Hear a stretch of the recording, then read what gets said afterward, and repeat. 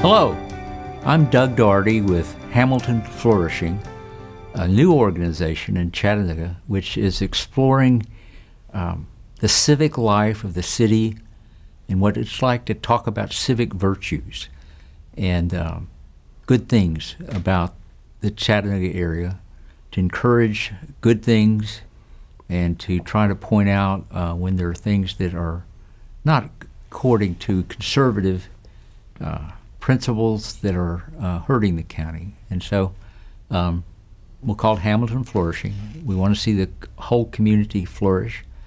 I wanted today, we've got a wonderful guest to talk to, Bobby Wood. And Bobby is was the state representative from District 26, which is the northern part of Hamilton County for, golly, Bobby, thanks for being here. Yes. How many years were you? 28 years. 28 years. And I retired in 2004. 2004. Tell me a little bit about yourself. You're from Hamilton County. Yes, I am. Grew up in Hamilton County, went to school here, and worked for Chattanooga Glass Company, which was one of the pioneer plants in Chattanooga, for 35 years. And basically, I've always been involved in the community, the Little League, schools, PTA presidents, and coach, and things of that nature. Yeah. So interested in my community, and it's important to me. Yeah.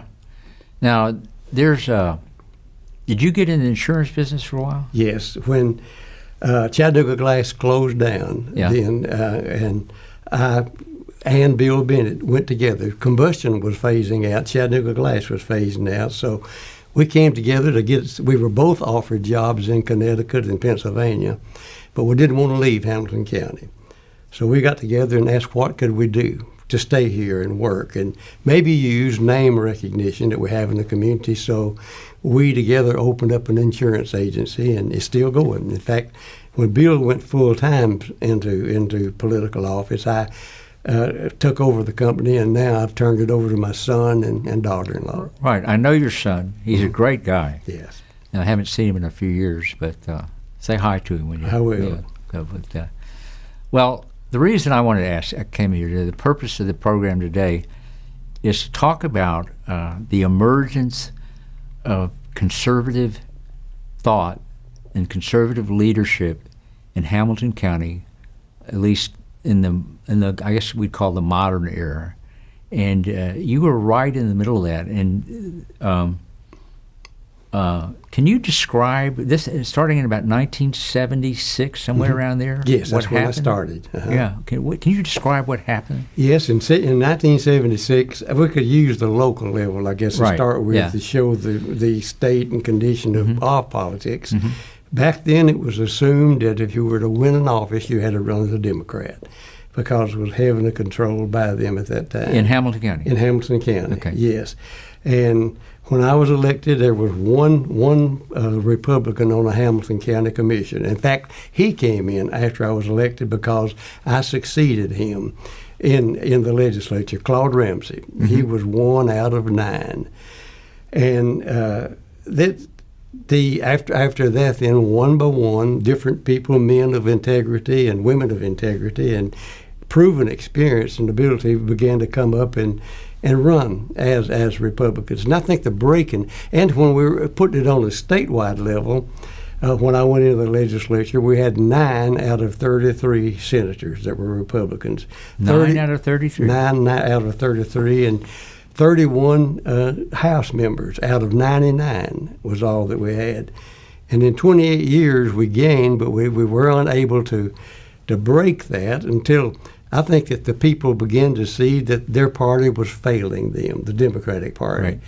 Then I think that the breakthrough came when politics really began to change in 76, when Howard Baker and Lamar Alexander and Winfield Dunn, all Republicans, ran and were elected. And Republicans decided then, that if we do have a voice, if we organize, if we recruit quality candidates that don't have scandals, that do have ability, and put them out, and then organize at the group level, get our message out to the community, that what we really stand for and the principles is there, we can win elections. And to organize at the precinct level, the working men and women of the community. And it worked. And all of a sudden then, Republicans realized, we can win elections. One by one, the commission began to change. One by one, in the legislature, it begins to come, all because we had the right people and the right message to take out to the community. And I think that maybe we're failing today to get that message out there. Maybe negative press is beginning to push it aside and make it forgotten. But the message is still there, and I think that we can still be successful. Anyway, at that time, in '76, we didn't hold a single one of the statewide of the county-wide offices, such as assessor of property and things of that nature. Now we have the majority on the commission, 6 out of 9. Now every single one of those county offices are Republican. So the trend has changed and the message has gotten out as successful. Now on the state level, we have a supermajority in the House and the Senate and a Republican governor in there. So times have changed, and we can see that the message really does resonate, it really works, and it's effective.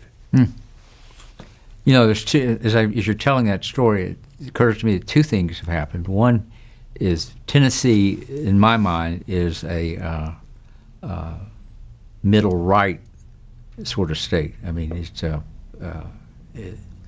I don't know if people from the North might call it totally right, but I think there's a lot of people that are more center right. They consider us the Bible Belt. Yeah, well, we are. I mean, if you see the map, Arkansas actually would be the buckle, but we're right next to it.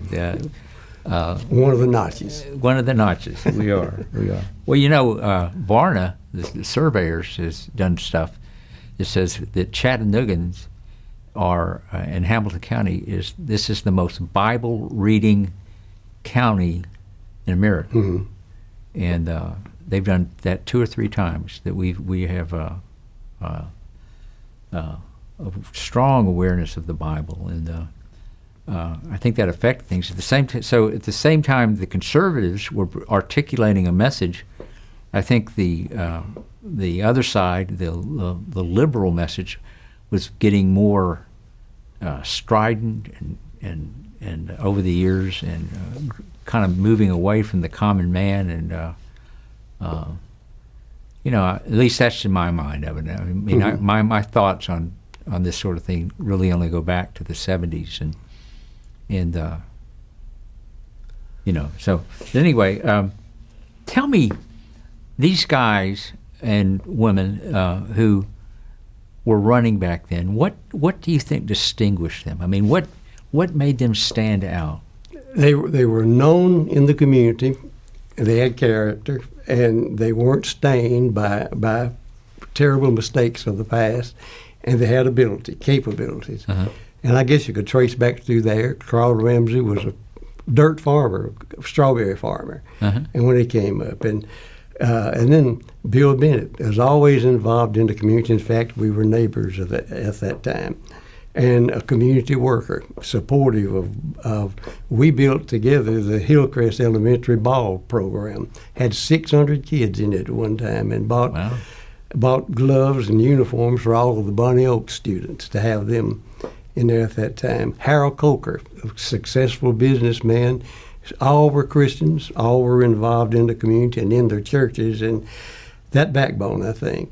I was always accused in the legislature, and sometimes ridiculed, said, "Bobby, you believe you're a leave it to Beaver man, and Father knows best." And I told him, "Yes, I guess I probably am, but I think that's a pretty good philosophy." I always worked with the churches and the religious community, and because I recognized that was the foundation of our country that we had together. I remember, and historically, to go back, and I know old men like to tell tales from the past, but there was a group in Knoxville, a religious group, and came to me, and they were objecting to the fact that their children were being subjected to sex education in the schools, the path that it was following. And they asked me, would I propose a bill to give them the right, due to their background and involvement, to change that. And I told them I would. And I did. And I had a tremendous fight getting it to the floor of the House. And when it got to the floor of the House, the day before, a newspaper in Memphis said Bobby Wood and a group of crazy people in Knoxville are trying to destroy our education system. Yeah. And I had that cut out the day that I brought it to the floor. And I distributed the policy at the event. And the people were there for the hearing of the bill. And they were in the balcony. And I said, I want you to see what was said about Bobby Wood and a bunch of crazy people in Knoxville trying to do this. And I said, I'd like for them to stand up. And they stood up in the balcony. And I said, all of the children are professionals now, going into accountants or attorneys and things of that nature. They don't have divorces in their church. And their homes are stable, and they contribute to the economy and the good things in the community. And I said, if we consider that the crazy people, our society is sinking way back and making serious mistakes. And I sat down, and it passed unanimously. Wow. In the House. I've never heard that story. That's great. They were the Plymouth Brethren, I think was the name that they went by. Yeah. Yeah, that's a rock solid bunch of folks. It is. Yeah. Well, I first got to know you back in when the homeschool laws came into Tennessee. Mm-hmm. And Jim Henry, who is an attorney here in Chattanooga and has several children, I think actually wrote some of the first laws, or helped write some of the first laws. And he recruited some families that were just starting to explore homeschooling to go to Nashville and do some lobbying. So me and my wife Sally drove up there with Tammy and Stuart Goggins, who a lot of people know. I think they have 10 kids, and for homeschooling. And you were always the ringleader. And I always remember, Bobby, over the years that I knew if you were involved in it, it was a good thing. I appreciate that. I really did. I mean, you were sort of my gold standard. I mean, you're really one of my heroes, and because you have stood in the way of for wholesomeness and goodness in when the winds are blowing very hard in the other direction, and at times, and I appreciate that. I really appreciate do. Those comments. I really do. So tell me, what happened after this? How did the conservative movement continue to grow in Hamilton County? And because a lot of those guys just recently passed away. Curtis Adams just passed away a couple weeks ago, and Harold Coker was just about a year or two ago. In fact, I'm the only survivor of the delegation when I was elected that went to. Was that called the Harrison Mafia? Yes. It was. We tried to live that name down. That's funny. And I think that came from the fact that we were well known in the community, and we were respected in the community, and we were proven in the community. And what kind of advice do you give to young people wanting to serve politically? If I was a 28-year-old woman, let's make her a woman, so we step out of the thing, and I came to you and I said, I want to run for county commissioner. What kind of advice would you give them? I think I would say, first of all, get involved. And years ago, Harold Coker and I started the Pachyderm Club in Chattanooga. Yeah. Dr. David Turner brought the idea back from Kansas City to a convention they did, and that was an outlet for the Republican Party to let us get our message out and get media attention and to be interviewed. So I would suggest getting with groups like that, get involved in the community, in the good things in the community, and participate in them. The PTAs, the little leagues, and the churches. Yeah. And to get known in that community, and then stand on the values that you really espouse, live up to your word, and do what you say we will do when we go in. The get involved in the party itself. Mm-hmm. We have a annual dinner fundraiser each year called the Lincoln Day Dinner to fund the operation of the headquarters for a year.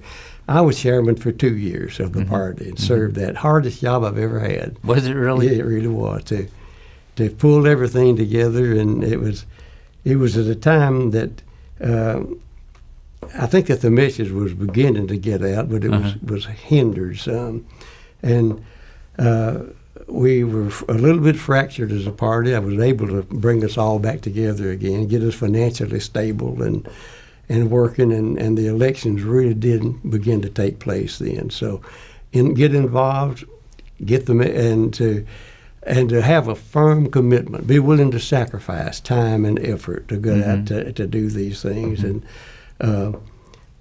get known. I guess that would be my greatest recommendation of it. I did that through PTAs as PTA chairman and Little League coach for many years while my 2 sons were growing up, and church.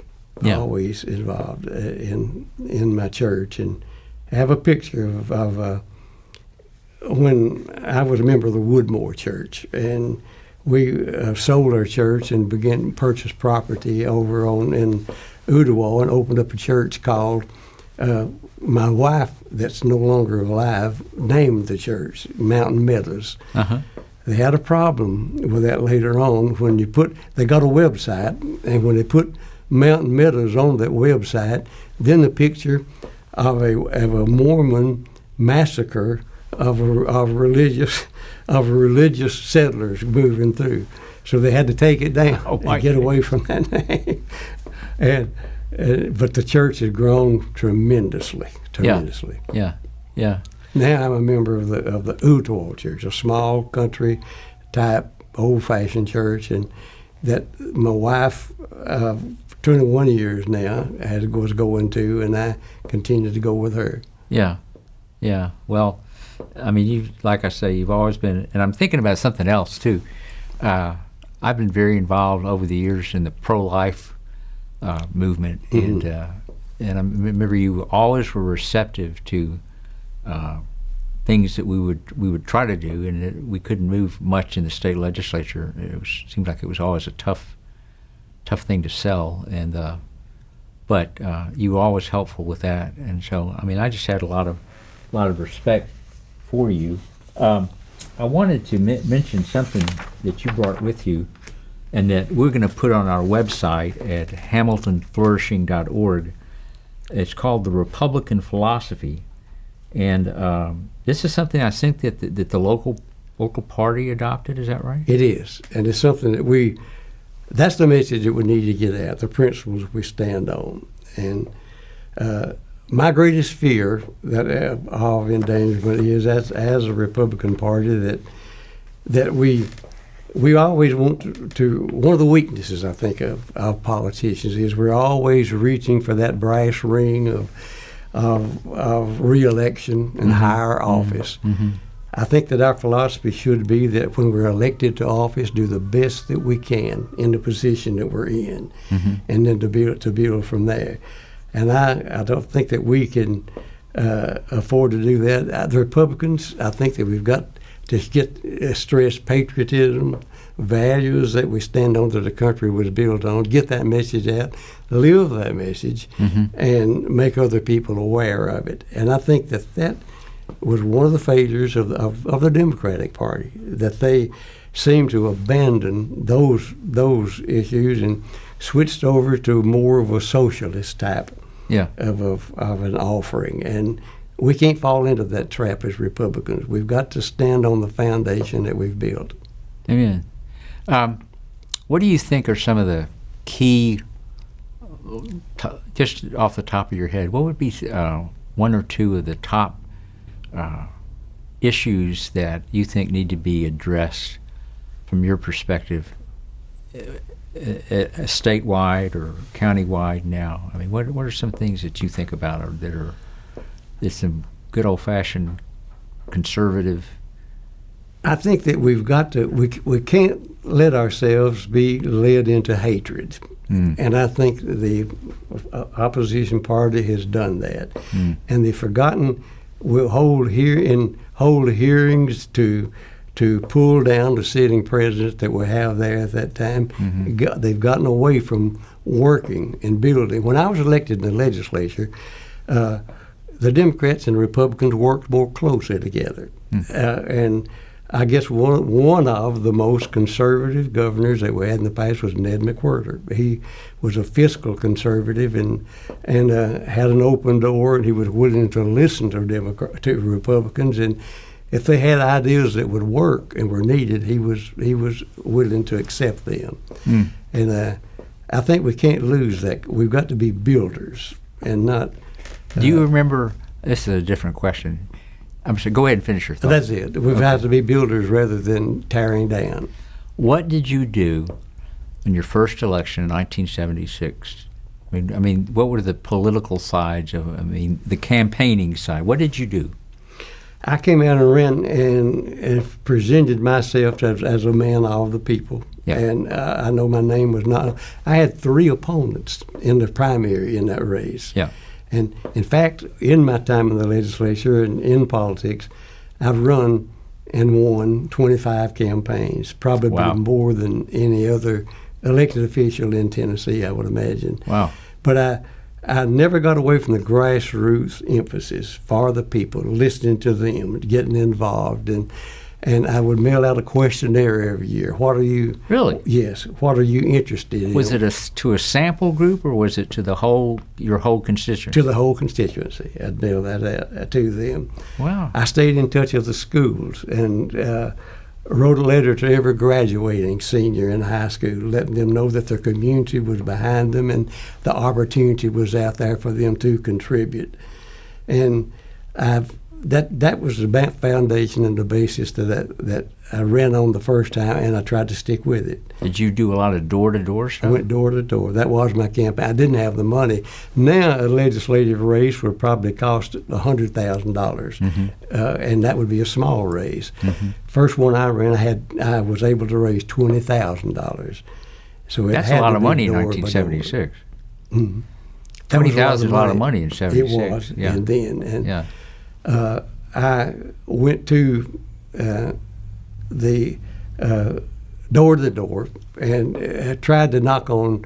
I said my goal was to knock on every door in the community, which I found was impossible. Yeah. But I succeeded, and Bill Bennett went with me and assisted me in that. And then people that I'd worked with in PTA and Little Leagues and church, they would go with me and they would fan out and go into the community. We didn't have the sophistication we've got today. Yeah. Now you can get a printout of every community, how they voted, when they registered, and whether Democrat or Republican, and what doors to knock on. Yeah. I guess my greatest letdown was one day I went out by myself and across the river in Hickson in North Chattanooga and campaigned all day long. And at the end of the day, I came up to one of the Republican leaders in the party that I didn't even know he lived there. And he said, "Bobby, what you're doing is good." But he said, I've got one discouraging word for you. You're out of your district." And that was he right? He was right. And that was a letdown. That was a set. But I figured, at least they know somebody in my district. And the word would get out that I was interested enough to come. And even till the last day that I ran, people would still say, "I remember you because you came to my house and you asked for my vote and told me what you had to offer." One last question, Bobby, what do you think? I've got it written down here. How can conservatives do a better job educating the public? I mean, I might be the only one who feels this way, but I don't think that the conservative voice in Hamilton County is coherent and or is it's not very well organized. In other words, so you may hear a lot of opinions, but there doesn't seem like there's a voice it comes out, especially on local issues from a conservative point of view, I don't hear a lot of it. I know there was a big fight over the recent tax thing, and but other than that, I just don't hear a lot of it, and especially on basic principles, things like free enterprise and sanctity of life and things like that. I just don't hear a lot of things. Do you have any comment on that? Am Yes. I wrong? No, you're not wrong. And I don't think, I have a fear that we are letting ourselves, due to our successes, slip back into the trap that the Democrats fell in years ago. And we feel, well, to win, you've got to run as a Republican.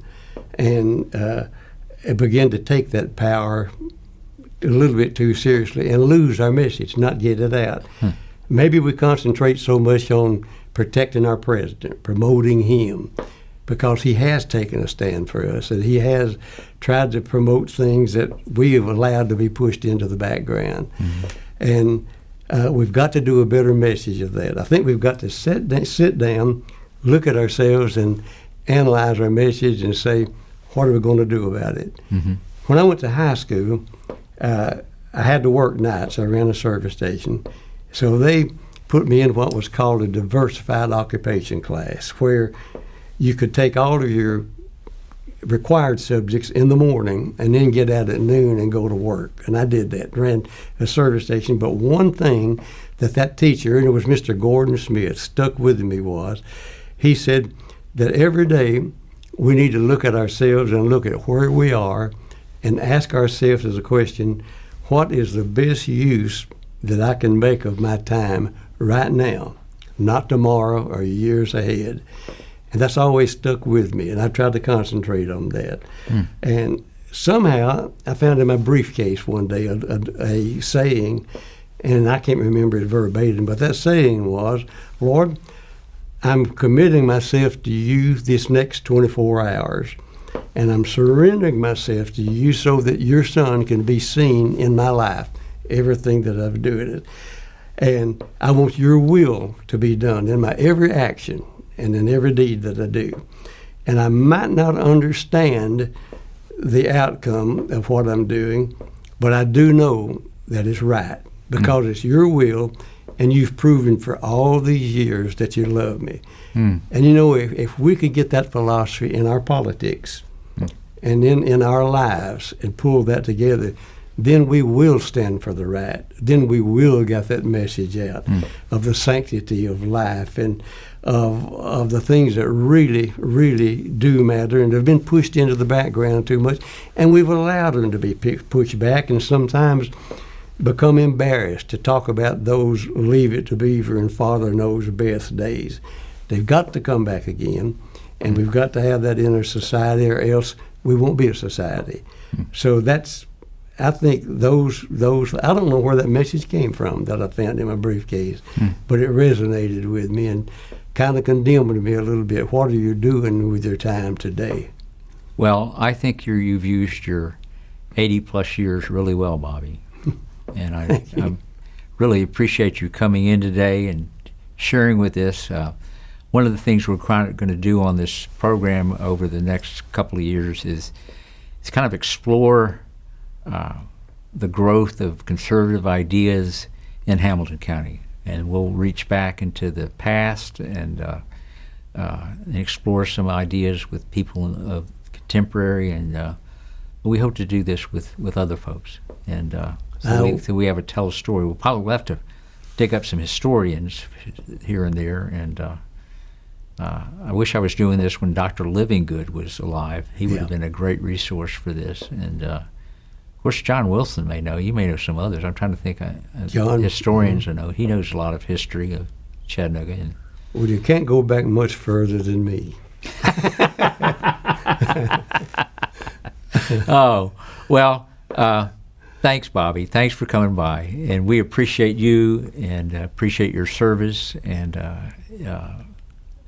you're just a remarkable guy. And it's been a long road, but it's been a productive road. Yes, sir. Well, we appreciate you. And thank you for watching this edition of Hamilton County and about Hamilton County. And if you want to find out how you can view this philosophy that Bobby is talking about that's been adopted by the local party, you can go to our website, hamiltonflourishing.org. It'll be posted there. And I don't know whether well, let me ask you, if people want to get in touch with you and just chat with you, is that something you're open to? Yes, I am. Okay. Well, what we'll do then is I'll talk to Bobby about the best way to do that, and we'll put that on our website too, hamiltonflourishing.org. So thank you for watching and listening and being a part, and we hope you'll come back again. If you like this video, please subscribe. Be sure to click the bell so you'll receive notification when we release a new video. Be sure to go to our website, www.hamiltonflourishing.org, for more information.